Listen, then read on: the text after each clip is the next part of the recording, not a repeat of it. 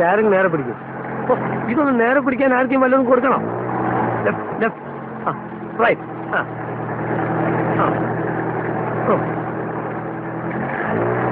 എന്താ അനാവശ്യമായിട്ട് സ്റ്റാരിങ് അങ്ങോട്ടും ഇങ്ങോട്ടും വെട്ടിക്കരുത്. കുഴി ഒരു ചെറിയ കുഴി ഉണ്ട്, പേടിച്ചാൽ വലിയ കുഴി വന്നാലും ചെയ്യും. ആ സെക്കൻഡിലിടും കാണട്ടെ. എന്താ പറഞ്ഞിട്ടാണ് പരിപാടിയാ?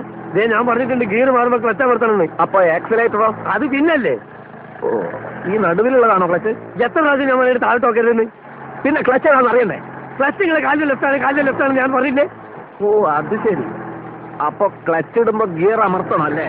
ഒന്നാം ഘട്ട ക്ലച്ച് കുഴിച്ചിടുമ്പോൾ ഗിയർ വലിച്ചു വിലെടുക്കണം. അപ്പൊ ബ്രേക്കോ? ബ്രേക്ക് ഇരുന്നതെല്ലാം കൂടി പണ്ടാണ് അടിക്കേണ്ട ശേഷം.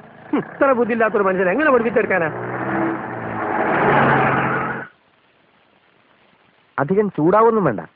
JK കൺസ്ട്രക്ഷൻസിലെ ഒരു സൂപ്പർവൈസറാണ് ഞാൻ. താൻ എന്റെ കീഴിൽ പണിയെടുക്കുന്ന വെറും ഒരു മേസ്ത്രി, അത് മറക്കരുത്. അങ്ങനെയാണെങ്കിൽ നിങ്ങൾ ഇഷ്ടം പോലെ ഓടിച്ചോളി. നിങ്ങളോ? അല്ല, സാറിന് തോന്നിയല്ലോ ഓടിച്ചോ. ഞാൻ ഓടിക്കും. ഞാനേ പോളിടെക്നിക് പഠിച്ചതാ. യന്ത്രങ്ങളുടെ പ്രവർത്തന രീതിയൊന്നും താൻ എന്നെ പഠിപ്പിക്കണ്ട. അതിനാരെതിരുന്നേ? എങ്ങനെ വേണമെങ്കിലും നിങ്ങൾ അല്ല സാറ് തന്നെ അങ്ങോട്ട് ഓടിച്ചോ. ഞാൻ ഓടിക്കാം.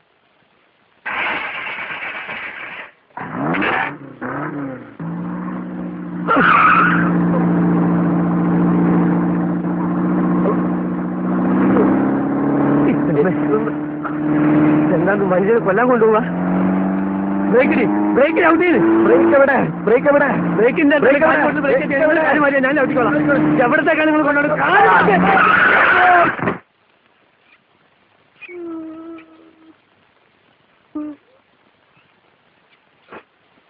പതുക്കെ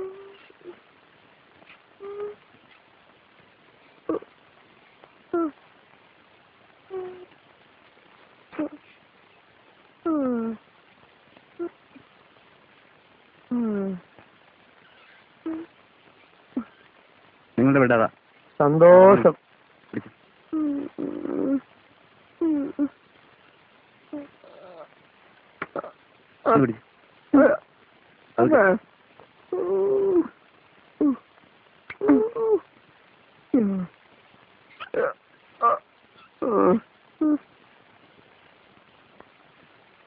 സാറേ, എത്ര ദിവസം കിടക്കേണ്ടി വരും? ഡോക്ടർ പറയും. മതി, തിരക്കില്ല. കിട്ടേണ്ടത് കിട്ടിക്കഴിഞ്ഞാൽ തോന്നേണ്ടത് തോന്നാൻ ഇത്തിരി സമയം നല്ലതാ. അല്ല, മീൽസ് ഒക്കെ ഇവിടെ സപ്ലൈ ചെയ്തേ? ഊണേ. ഇതെങ്ങനെ മിസ്ത്രി ഉണ്ടായത്? ഞാൻ ഈ പോളിടെക്നിക്കിലൊന്നും പഠിച്ചിട്ടില്ലല്ലോ. അതുകൊണ്ട് ഈ യന്ത്രത്തിന്റെ പ്രവർത്തനം എനിക്ക് ഇഷ്ടമല്ല. അങ്ങനെ സംഭവിച്ചാ?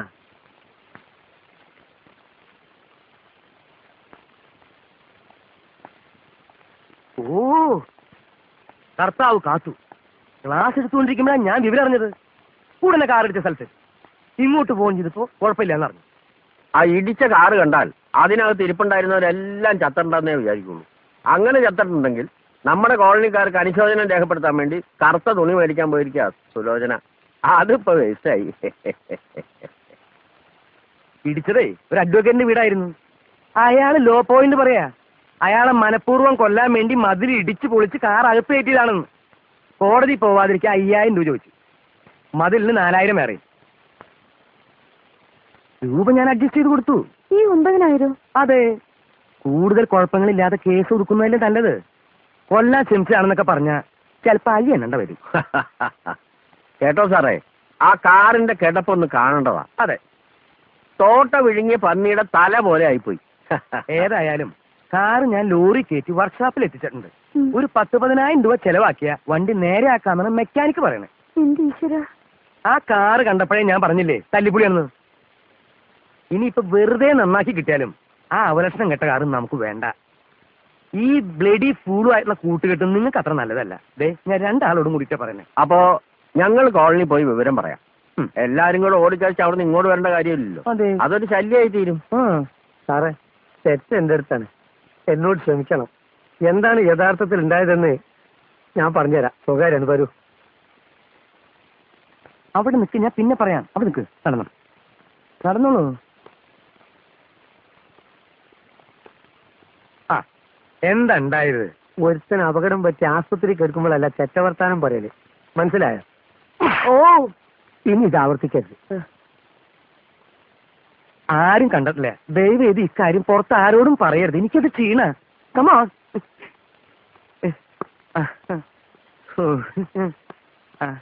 അതെ, ഞാൻ വിചാരിച്ച പോലെ ഒന്നല്ല കേട്ടോ. ഇയാളാള് വളരെ ഡീസന്റാ. തകരാറ് കാറിന്റെ ഒന്നല്ല. കാറ് നല്ല ബെസ്റ്റ് കാറാ.